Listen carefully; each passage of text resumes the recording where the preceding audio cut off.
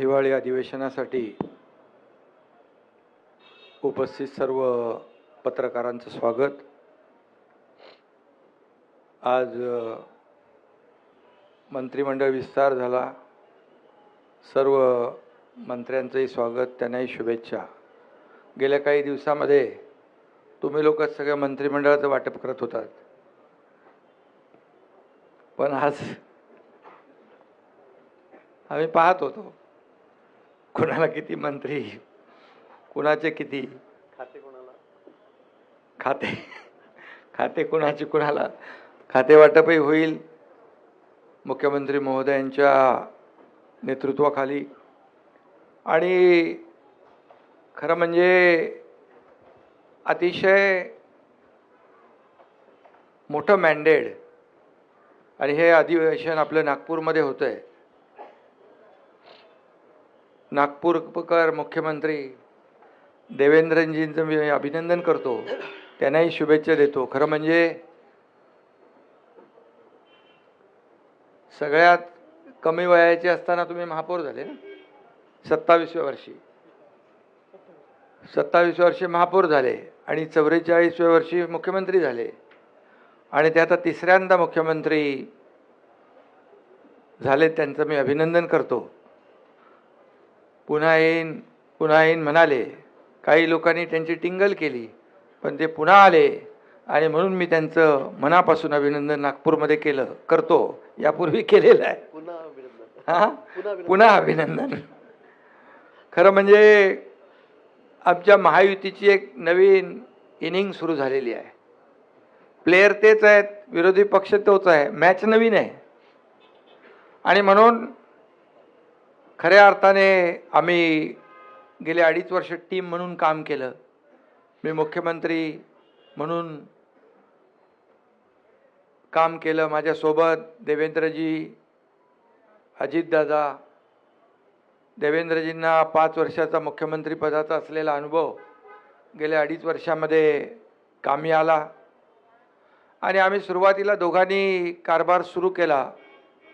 अजितदादा नंतर आले आणि आम्ही टीम म्हणून काम केलं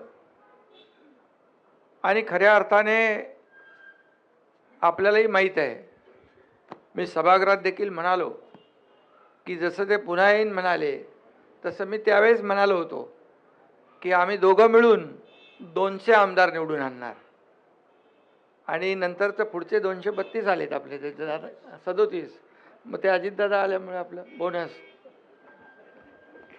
आणि म्हणून आम्ही जे म्हणालो ते जनतेने देखील आमच्यावर विश्वास टाकला आणि लँडस्लाईड मॅन्डेट आम्हाला मिळालं। त्यामुळे आमची आता जबाबदारी वाढलेली आहे, जनतेच्या प्रती आम्ही उत्तरदायित्व आहोत। आणि खरं म्हणजे